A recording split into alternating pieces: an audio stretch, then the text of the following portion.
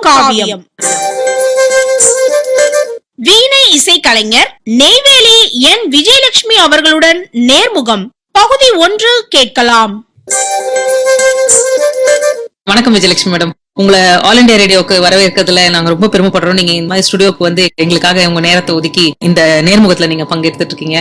உங்களை வரவேற்கிறோம். நாங்க ரொம்ப சந்தோஷம். நான் வந்து 89ல ஆல் இண்டியா ரேடியோ பாண்டிச்சேரியில நான் நிறைய ரெக்கார்டிங் கொடுத்திருக்கேன். லாஸ்ட் ரெக்கார்டிங் அதுதான், பிஃபோர் மேரேஜ். சோ அதுக்கப்புறம் நான் இன்னைக்குதான் முதல் தடவையா நான் வந்து ஆல் இண்டியா ரேடியோ உட்கார்றேன். Thank you so much. First music கத்துக்கணும் அப்படின்னு ஆசை வரும்போது எதுல இருந்து ஆரம்பிக்கலாம்னு எப்ப எல்லாருக்கும் ஒரு டவுட் இருக்கும். கண்டிப்பா நான் பாடட்டுமா இல்ல ஏதாவது இன்ஸ்ட்ருமெண்ட் வாசிக்கட்டுமா அப்படின்னு எப்பவுமே ஒரு டவுட் இருக்கும். உங்களுக்கு அது எப்படி ஸ்டார்ட் ஆச்சு? அது ஏன் வீணான்னு நீங்க வரணும்னு வேற ஆசைப்பட்டீங்க? ஃபர்ஸ்ட் நான் வந்து ஃபர்ஸ்ட் ஸ்டாண்டர்ட் படிக்கும் போது அம்மா வந்து கொண்டு போய் பாட்டு கிளாஸ் தான் விட்டாங்க. சோ பாட்டு கத்துட்டு இருக்கும் போது அந்த குரு வந்து Gomathi Krishnamurthy, All India Radio a great artist, Pondicherry. அவங்க வந்து வீணை வச்சுதான் சொல்லி கொடுப்பாங்க. சோ அந்த வீணை வச்சதுனாலதான் என்னுடைய பர்ஃபெக்ட் ஸ்ருதி இதெல்லாம் எனக்கு மெயின்டைன் ஆச்சு அப்படின்னு எல்லாரும் என்னோட ஸ்கூல்ல பிரேயர்ல பாடும் போதெல்லாம் சொல்லியிருக்காங்க. சோ வீணையில வந்து அந்த ஸ்ருதி நம்ம என்ன பாடுறோமோ அதை வந்து வீணையில கண்டிப்பா வரும். அது எனக்கு பிடிச்சு போய் இன்னொன்னு சரஸ்வதி கையில இருக்கு. சோ எனக்கு கடவுள் கையில இருக்கிறது எனக்கு வேணும் அப்படின்னு சொல்லி நான் அம்மா கிட்ட கேட்டு செகண்ட் ஸ்டாண்டர்ட் படிக்கும் போதே வீணை வாங்கி அந்த விஜயதசமி அன்னைக்கு அதை தான் நாங்க ஸ்டார்ட் பண்ணோம். அதுல இருந்து நான் 4th ஸ்டாண்டர்ட் படிக்கும் போது நான் நெய்வேலி, ஆக்சுவலா நான் சென்னையில வந்து ஸ்கூல்ல இருந்து செலக்ட் பண்ணி அனுப்பிச்சாங்க. இங்க வந்து ஒரு காம்படிஷன், அதுல வந்து சீர்காழி கோவிந்தராஜன் சார், டி.என். கிருஷ்ணன், வைஜெயந்தி மாலா பாலி, இன்னும் நிறைய பேர் சீஃப் கெஸ்ட் எல்லாம் இருப்பாங்க. பட் எனக்கு வைஜெயந்தி மாலா பாலி தான் வந்து எந்திரிச்சு வந்து என்ன ஹக் பண்ணாங்க. ஏன்னா நான் வந்து அப்ப வந்து பண்டூரூத்திய ராகம் வாசிச்சு அந்த 4வது படிக்கும் போது 9 வயசு ராகம் வாசிச்சு, ஏன்னா அது பண்டூரூத்தியாவே கேட்டுச்சுன்னு சொல்லி என்ன ஹக் பண்ணாங்க அவங்க. எனக்கு அது வந்து இன்னும் என்னால மறக்க முடியாது. அதுக்கு வந்து எனக்கு ஃபர்ஸ்ட் பிரைஸ் கிடைச்சது 720 ரூபாய் தான். பட் இன்னைக்கு வந்து அது எனக்கு 7 லட்சம் மாதிரி.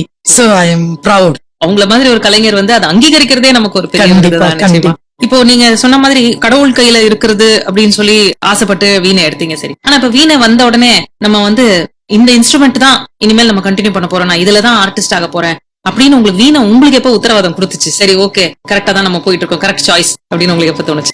இல்ல, என்னோட குரு வந்து கோமதி கிருஷ்ணமூர்த்தி, அவங்க வந்து ஃபர்ஸ்ட் சொல்லி கொடுக்கும் போதே எனக்கு அது அந்த நாதம் வந்து என்ன ரொம்ப இழுத்துச்சு. அப்படி பாடுற மாதிரியே இருந்தது. ஒரு பாட்டு எடுத்தா நம்ம என்ன வாய்ஸ் கொடுக்கறோமோ அதே மாதிரியே அந்த வீணை இருக்கவே எனக்கு அது ரொம்ப பிடிச்சு போய் இனிமே நம்ம வீணையில தான் பண்ணணும்.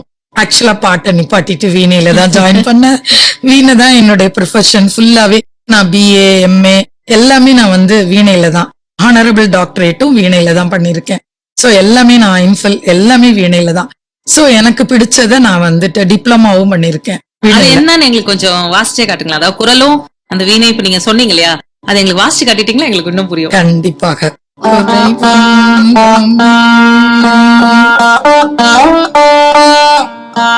குறை ஒன்றும் இல்லை கண்ணா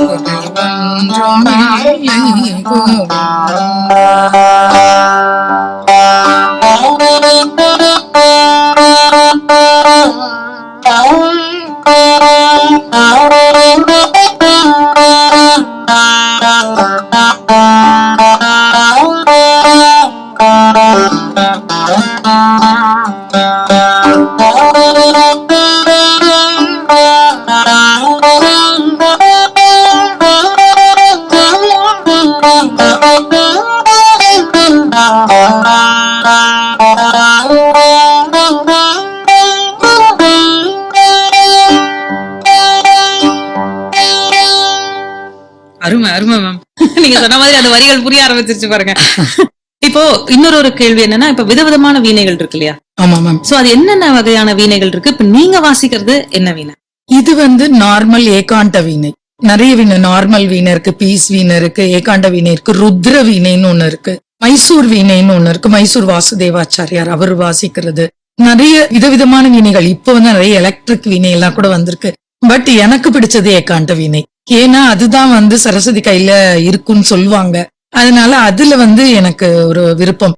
என்கிட்ட இருக்கிற வீணை வந்து செகண்ட் ஸ்டாண்டர்ட்ல எங்க அப்பா எனக்கு அது வாங்கி கொடுத்தது. சோ இன்னி வரைக்கும் நான் அதை பத்திரமா வச்சிருக்கேன். சோ அந்த வீணையில தான் நாதம் வந்து நல்லா இருக்கு. புதுசா வாங்குறது இருக்கு, நான் இல்லைன்னு சொல்ல.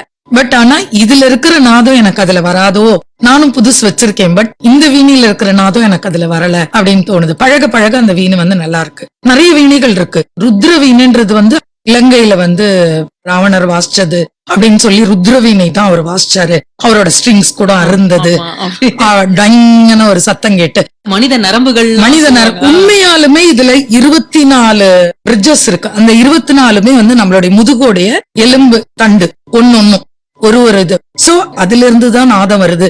அந்த நரம்பு வந்து நம்மளுடைய உடல் நரம்பு. அதை எடுத்துதான் ராவணர் பாஸ்டாருன்னு சொல்லி ஒரு கதை இருக்கு. சினிமாலதான் நாங்க பாத்திருக்கோம். ஆனாலுமே அதை கேட்கும் போது எங்களுக்கெல்லாம் சிலுக்கும் அந்த பாடல் கேட்கும் போது. உங்களுக்கு வந்து ஃபேமிலியில யாரும் இசையில இருந்தாங்களா? உங்களுக்கு சின்ன வயசுல எப்படி அந்த இசைக்குள்ள வரணும், உங்க அம்மா கொண்டு போய் உங்களை சேர்த்து விட்டாங்க அப்படின்னு சொன்னீங்க. உங்க குடும்பத்துல யாருக்கும் அந்த இசை பின்னணி இருந்ததா? என்னுடைய தாத்தா வந்து ஆல் இண்டியா ரேடியோல திருச்சியில இடம் வாசிப்பாங்க, பாடவும் செய்வாங்க. அப்பா சைடும் சரி அம்மா சைடும் சரி. அப்பாவுடைய அம்மாவும் எங்க கூட இருந்தாங்க, பாடுவாங்க, நல்ல பாடம். இப்ப நான் வந்து சுஜன ஜீவன பாட்டு கத்துட்டு வந்து நான் வீட்டுல பிராக்டிஸ் பண்ணனா அவங்க உடனே கரெக்ட் பண்ணுவாங்க. இது தப்பு, இப்படி வரக்கூடாது அப்படின்னு சொல்லி என்ன கரெக்ட் பண்ணி. ஏன்னா அவங்க வீட்டுல அம்மா அப்பா எல்லாருக்கும் சங்கீதத்துறை. அப்பா ஃப்ளூட் வாசிப்பாங்க, அண்ணா மிருதங்கம் வாசிப்பாங்க, தங்க அக்கா எல்லாரும் பாட்டு பாடுவாங்க. சோ எங்களுக்கு வந்து ஸ்லோகா கிளாஸும் வீணா கிளாஸும் அனுப்பி பஜனும் எங்க வீட்டுக்கு ஆப்போசிட்ல சாய்பாபா பஜன். ஆக்சுவலா பார்த்தா எனக்கு சாய்பாபா பஜன்ல தான் நான் நிறைய கத்துக்கிட்டேன்னே சொல்லலாம். ஏன்னா அவங்க கொடுக்குற அந்த பரிசு, சின்ன ஒரு பென்சில், ஒரு எரேசர் அதுதான் கொடுப்பாங்க. ஆனாலுமே அந்த பிரசாதத்துக்காக வேண்டி நாங்க போய் அந்த பஜன்ல உட்கார்ந்து பாடி வீணை வாசிச்சு அந்த பிரைஸ நாங்க வாங்கிட்டு வருவோம். சோ அது எங்களுக்கு அந்த பெரிய இன்ஸ்பிரேஷன். அதுல இருந்து நாங்க வந்ததுதான். குட்டி பொருள் தான், ஆனா நான் வாசிச்சதுக்காக அவங்க குடுக்கறாங்க, நான் பாடினதுக்காக அவங்க குடுக்கறாங்க. சோ அது வந்து என்ன வந்து இன்னும் வளர்த்துது. அதே மாதிரி எங்க ஸ்கூல்ல நான் வந்து வீணை வாசிச்சுதான் ஸ்டார்ட் பண்ணுவோம், NLC ஸ்கூல்ல. அதே மாதிரி ஸ்டேடியத்திலயும் நான் வீணை வாசிச்சுதான் ப்ரோக்ராமே ஃபர்ஸ்ட் வெல்கம் ஆரம்பிக்கும்.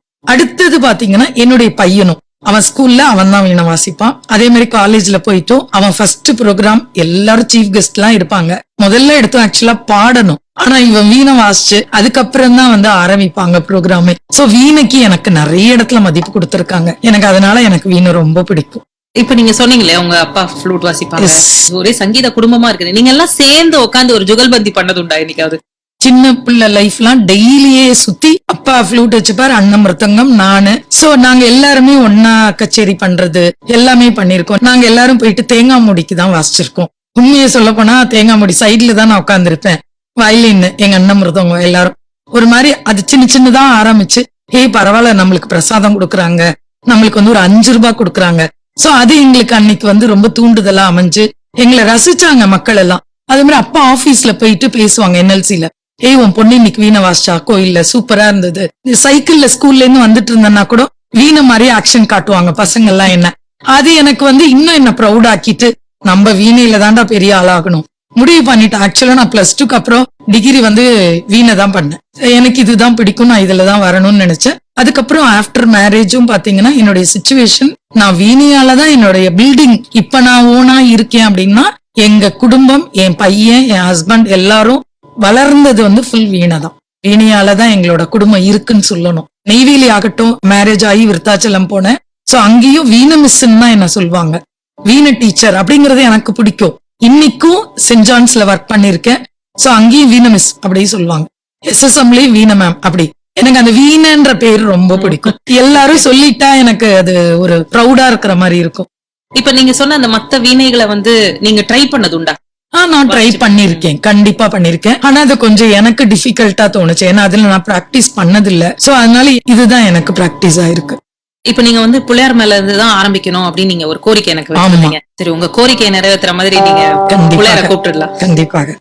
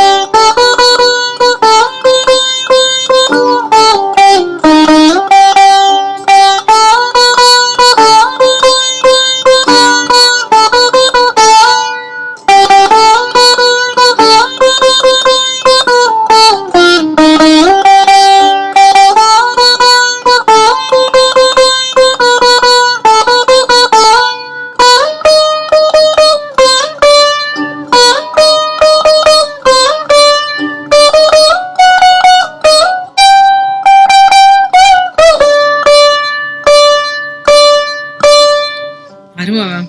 கோரஸா பாடினாதான் அந்த கூஸ் பம்ப் கிடைக்கும்னு நினைச்சேன். ஆனா உங்க வீணையிலயும் அது நீங்க சொன்ன மாதிரி அப்படியே வார்த்தையெல்லாம் புரியுது, அப்படியே அந்த கூஸ் பம்ப்ஸ் கிடைக்குது. அது ரொம்ப ரொம்ப அருமையான பாடல் இது. அடுத்ததா நீங்க வந்து ஒரு கச்சேரிக்கு ஃபர்ஸ்ட் நம்ம போகும்போது நம்மளே ப்ரிப்பேர் பண்ணிப்போம். இப்ப ஒரு வோக்கல் ஆர்டிஸ்ட்னா அவங்க அந்த சாதகம் பண்ணுவாங்க. இப்ப நீங்க வீணைன்னா உங்களுடைய பிராக்டிஸ் ருட்டீன் என்ன மேம்? இப்ப ஒரு பெர்ஃபார்மன்ஸ்க்குனா நீங்க எப்படி உங்களை நீங்களே தயார்படுத்திப்பீங்க? இப்போ நான் எப்படின்னா, இப்ப ஒரு வளகாப்பு சீமந்த கச்சேரி போறேன் அப்படின்னாக்கா, அவங்க வந்து அந்த குழந்தை பாட்டா வாசிக்க சொல்லுவாங்க. ஆயர்பாடி, புல்லாங்குழல் கொடுத்த அந்த மாதிரி கண்ணன் பாட்டா, அலைப்பாயுது அவங்க கொடுப்பாங்க சில சாங்ஸ். அது இல்லாம நானும் கொஞ்சம் இன்க்ளூட் பண்ணுவேன். பட் ஆனா ஒரு பொதுவா கல்யாண கச்சேரி அப்படின்னா கண்டிப்பா சினி சாங்ஸ் கேட்பாங்க. சோ சினி சாங்ஸும் நான் இன்க்ளூடட் அதுல பண்ணி, கொஞ்சம் ஓல்டு சாங்ஸ், கொஞ்சம் மிடில் சாங்ஸ் அந்த மாதிரி நான் பண்ணுவேன். ஆனா இப்போ ஒரு வேற இடத்துல கோவில்ல வாசிக்கிறோம் அப்படின்னா, பெருமாள் கோயில்னா கண்டிப்பா பெருமாள் பாடல்கள் தான். இப்ப அதே மாதிரி சிவன் கோவில் போனா சிவன் பாடல் அதிகமா எடுத்துக்கிட்டு, அப்புறம் விநாயகர், அப்புறம் முருகர், அதுக்கப்புறம் கொஞ்சம் வந்து பெருமாள் பாடல்கள் அந்த மாதிரி கலந்து ஒரு கோவிலுக்கு தகுந்த மாதிரி அந்த மாதிரி நாங்க முன்னாடியே ப்ரிப்பேர் பண்ணிடுவோம். இப்ப நான் என் ஸ்டூடெண்ட்ஸ் வச்சு பண்ணணும்னா கூட நான் அதுங்களையும் வச்சு இந்த சாங்ஸ் தான் பண்ணணும் அப்படின்னு ப்ரிப்பேர் பண்ணி கூட்டின்னு போவோம். இப்ப நீங்க எத்தனை மாணவர்களுக்கு சொல்லி கொடுக்குறீங்க? இப்ப ஆல்ரெடி 30 இருக்கோம் நாங்க. மாணவர்கள்னு சொல்ல முடியாது, ஸ்டூடெண்ட்ஸ் பார்த்தா சின்ன பசங்கன்னு பாக்குறது ஒரு 10 தான். ஆனா எனக்கு தெரிஞ்சு ஏஜ்டு பர்சன்ஸ் தான் என்கிட்ட 10% இருக்காங்க.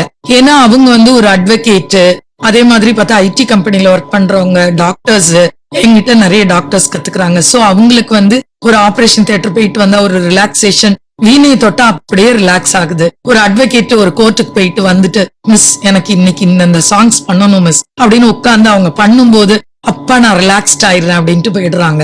சோ அவங்க வந்து எல்லாருமே வந்து ஐடி கம்பெனியும் அவங்க பிரஷரை போக்குறதுக்கு தான் என்கிட்ட வந்துட்டு இந்த கத்துக்கிறது எல்லாமே. சோ அவங்க எல்லாருமே பாத்தீங்கன்னா ஃபுல்லா இந்த வீணையை தொட்டா எங்களுக்கு நல்லா இருக்கு. நிச்சயமா மியூசிக்கே ஒரு தெரப்பி தானங்க இல்லையா? இருந்தாலும் இன்க்ளூடட் ஃபார் வீணையோடைய ஸ்ருதி வந்து மைன்யூட்டா நம்ம காதுக்குள்ள போயிட்டு அது ரீங்காரம் ஒழிச்சுட்டே இருக்கும். அவங்க சொல்லுவாங்க, நான் கிளாஸ் முடிச்சுட்டு எந்திரிச்சா கூட என் பொண்ணு சொல்வா, என் ஹஸ்பண்ட் சொல்லுவாங்க, அந்த பாட்டு நீ வாசிக்கிற மாதிரியே கேட்கும்.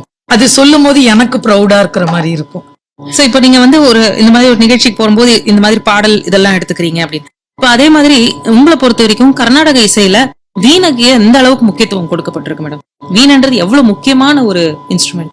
வீணையில வந்து கர்நாடிக் மியூசிக் தான் மேம். முன்னாடி சிட்டி பாபு, பாலச்சந்தர், அதே மாதிரி காயத்ரி மேம், இவங்க எல்லாருமே பாத்தீங்கன்னா ஃபுல் கர்நாடிக். எனக்கு வந்து ரொம்ப பிடிச்சது வந்து பாலச்சந்தர் அவங்களோடது. நான் சின்ன பிள்ளைய 5 வயசு இருக்கும்போது எங்க நெய்வேலியில அவர் வந்து லிக்னேட் இதுல வந்து இன்ஜினியரிங் அசோசியேஷன்ல வாசிச்சிருக்காரு. அவர்கிட்ட மட்டும் ஏன் அந்த டைன சவுண்ட் வருது அப்படின்னு கிட்ட எல்லாம் நான் போய் பாத்திருக்கேன். நான் வாசிச்சா வரலையேன்னு. அவர் உடனே வீணை எப்படி காமிச்சு, நீங்க பாருங்க உங்க வீணையும் என் வீணையும் ஒண்ணுதான், ஒன்னும் நான் எக்ஸ்ட்ரா ஸ்ட்ரிங்ஸ் எல்லாம் வச்சுக்கல அப்படின்னு சொல்லிட்டு இழுத்து காம்பார். இல்ல சார், நான் வாசிச்சா ஸ்ட்ரிங்ஸ் அருந்துடுது அப்படின்னு சொல்லி விளையாட்டுத்தனமா நான் நிறைய கேட்டிருக்கேன். அவர் சொல்லுவார், இல்லம்மா அது நம்ம இழுக்கிற பக்குவம்னு ஒண்ணு இருக்கு, இப்ப நான் அதை பண்றேன் அதுக்கப்புறமா. ஆனா அப்ப எனக்கு அது தெரியல. லெஜண்ட்னா பாலச்சந்தர் தான். அதுக்கப்புறம் சிட்டி பாபு, எனக்கு அவரை ரொம்ப ரொம்ப பிடிக்கும். அவரோட வெட்டிங் பெல், அவருடைய அந்த காமகரிக பட்ரிகசா வாசி காட்டிடுங்க. Yes ma'am.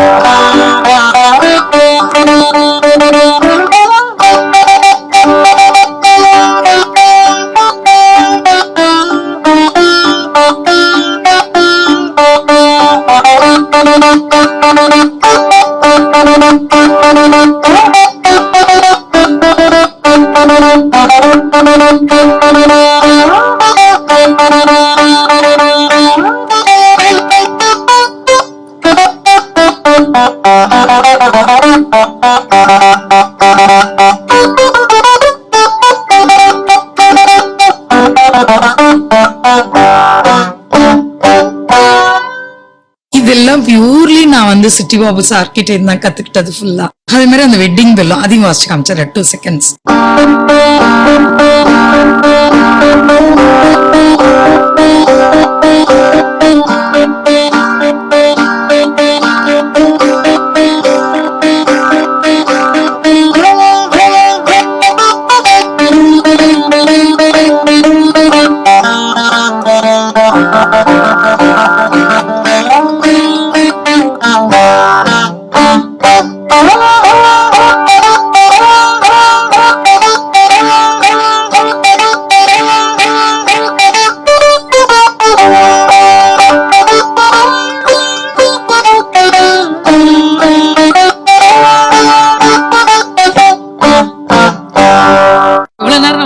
கர்நாடக இசையில வீணையை பத்தி பேச, ஆனா அதுல எங்களால வெஸ்டர்ன் நோட்ஸும் வாசிக்க முடியும்ன்றதுதான் இதெல்லாம் நிச்சயமா இருக்குது இல்லைங்களா?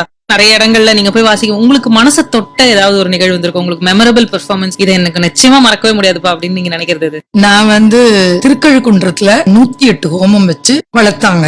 அந்த 108 ஹோமத்துக்கு நடுவுல எனக்கு ஒரு சின்ன ஸ்டேஜ் போட்டு அனலா இருக்கும். ஆக்சுவலா அப்பெல்லாம் வந்து வேக்ஸ் வந்து உருகுற வேக்ஸ், இப்ப மாதிரி பெர்மனன்ட் கிடையாது. அந்த வீணைய வச்சுட்டு நடுவுல அனல் அடிக்கும், எனக்கு வேர்த்து ஊத்தும். சோ அதுல உட்கார்ந்து ருத்ரம் வாசிப்பேன்.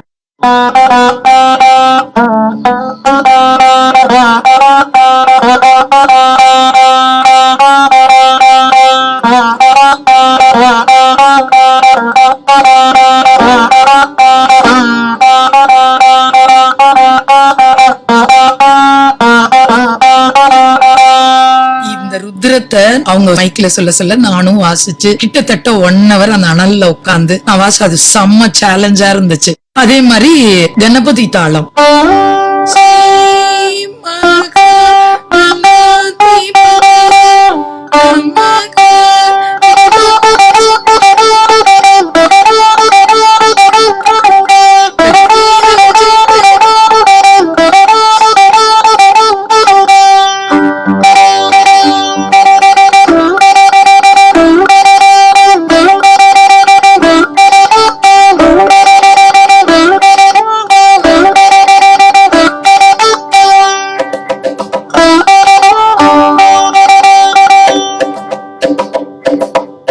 இதெல்லாம் நாங்க அங்க வாசிச்சு சேலஞ்ச் பண்ணிருக்கோம். அதனா நல்ல சேலஞ்ச். ஃபர்ஸ்ட் அவர் சொல்லிடுவாரு, தீட்சிதர் இதெல்லாம் நாங்க பாடும்போது நீங்க பண்ணணும் அப்படின்னு சொல்லும் போது நான் பண்ணுவேனா, அவருக்கே ஆச்சரியமா இருக்கும். வீணையில கூட இதெல்லாம் வருமா, ருத்ரம் வருமா, அதே மாதிரி கணபதி தாளம் வருமா, எல்லாமே வீணையில வரும். இதுதான் கிடையாது.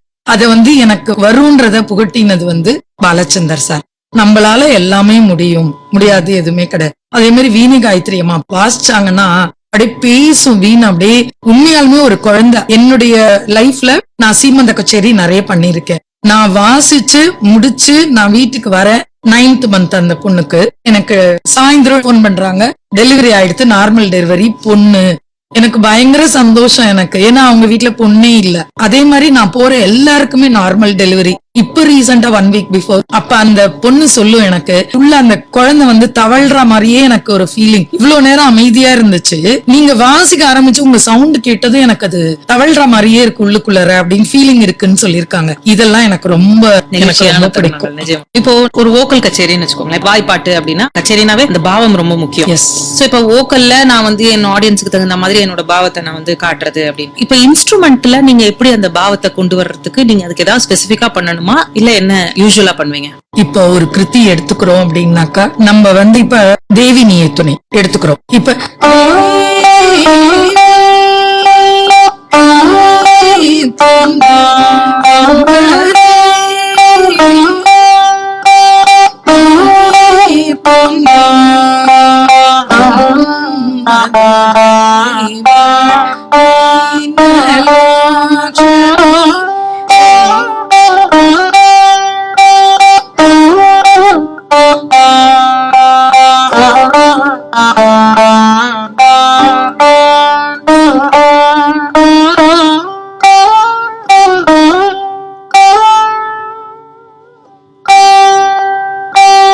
அந்த ராகத்தை அனுபவிச்சு அத இழுத்து லயத்தோட பண்ணும்போது அவ்வளவு அழகா இருக்கும். அதுவே பிளைனா நீங்க பாடுறதும் அந்த பிளைனாவும் பண்ணலாம்.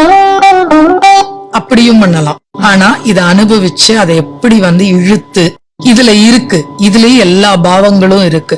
இப்போ ஒரு சின்ன இந்த பாடல் தேவிய பத்தின பாடல். இப்போ ஒண்ணும் இல்ல, இப்ப ஐயப்பனை பத்தி நம்ம பாடுறோம் அப்படின்னா இது ஐயப்பனை பத்தியே பேசும் வீணை.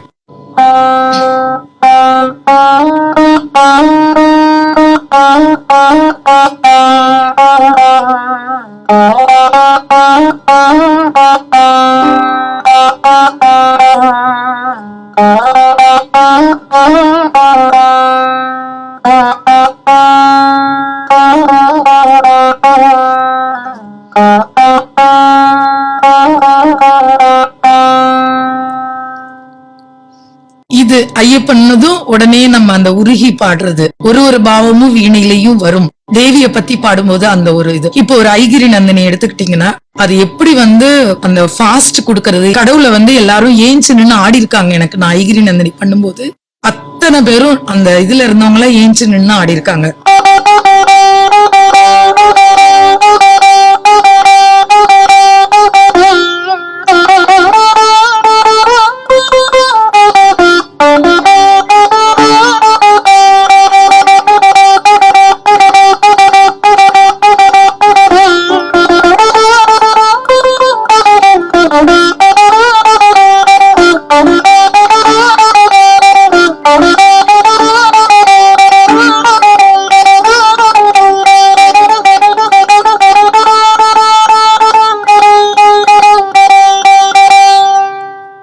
இந்த மாதிரி எல்லா பாவத்தையும் வீணையில காட்டலாம். இப்போ நீங்க ஒவ்வொரு இதுலயும் நம்ம வந்து இம்ப்ரோவைஸ் பண்ணணும், இந்த கச்சேரி நான் இந்த மாதிரி பண்ணேன், இப்ப அடுத்த கச்சேரி நான் இதை விட வேற ஏதாவது ட்ரை பண்ணலாம் அப்படின்லாம் இருக்கும் இல்லைங்களா? நீங்க அந்த மாதிரி உங்களுக்கு பண்றதுக்கான வாய்ப்பு கிடைச்சிருக்கா? நீங்க எங்கெங்கெல்லாம் வந்து இம்ப்ரோவைஸ் பண்ணணும், இவர் ஸ்டைல இங்க நான் ட்ரை பண்ணலாமா, அந்த மாதிரி நீங்க யோசிச்சது உண்டா? நான் கண்டிப்பா எனக்கு பிடிச்ச ஸ்டைல் பாலச்சந்தர், சிட்டி பாபு அண்ட் வீணை காயத்ரி, இவங்க 3 பேர் ஸ்டைலும் மாத்தி மாத்தி அடிப்பேன். எல்லாரும் அதான் சொல்லுவாங்க, இப்ப பாக்கும்போது நீ வீணை காயத்ரி மேடம் மாதிரி வாசிக்கிற அப்படின்னு சொல்லுவாங்க. ஒரு சில டைம் அப்படியே டங் டங்னு அடிக்கும் போது அப்படியே சிட்டி பாபு மாதிரி வாசிக்கிற நிறைய பேர் அந்த மாதிரி சொல்லியிருக்காங்க. நான் அந்த மாதிரி எனக்கு அவங்க 3 பேரோட இது வச்சுட்டு எனக்கு என்ன தோணுது, அதே மாதிரி எனக்கு MS சுப்புலட்சுமியா என்னுடைய கடவுள்னு நான் சொல்வேன். அவங்களுடைய பாடல்கள்ல தான் நான் இவ்வளவு தூரம் வளர்ந்து வந்திருக்கேன். அந்த அம்மாவுடைய பாடல்கள் எடுத்தாக்கா இப்ப குறையன்றமில்லை வாசிச்சேன். சோ எனக்கு அது அப்படியே உருகும். இப்போ ஒரு பாவயாமி எடுத்துக்கிட்டீங்கன்னா அந்த பாவயாமி வந்து அவங்க பாடின மாதிரிதான் வாசிக்க முடியும், ஆனா வேற எதுவும் மாத்த முடியாது, அந்த வேர்டுக்கு வேற மாத்த முடியாது. சோ அதே மாதிரி அந்த பாவத்தோட வாசிக்கிறது தான் நான் வந்து ஒரு கச்சேரியிலேயே MS சுப்புலட்சுமி அம்மாவை எடுத்துப்பேன், சம்டைம்ஸ் சிட்டி பாபு எடுத்துப்பேன், சம்டைம்ஸ் காயத்ரி அம்மாவை எடுத்துப்பேன். சோ ஒருத்தரையும் பார்த்துட்டு நமக்கு வந்து இன்னைக்கு ஓகே நமக்கு இந்த ஆடியன்ஸ் இருக்காங்க, சோ நம்ம இந்த மாதிரி அவங்க கேக்குற நிறைய குறையொன்றுமே ஒன்ஸ் மோர் கிடைக்கும் எனக்கு. அதே மாதிரி சீர்காழி கோவிந்தராஜன், சின்னஞ்சிரிப்பின் போலே நிறைய ஒன்ஸ் மோர் கிடைக்கும் எனக்கு. அவருடைய பாடல்கள் எல்லாமே எனக்கு ரொம்ப பிடிச்ச. இப்ப அந்த பாவயாமி எங்களுக்கு அது நீங்க அது என்ன சொல்ல வரீங்கன்னு வாசிச்சு காட்டுங்க.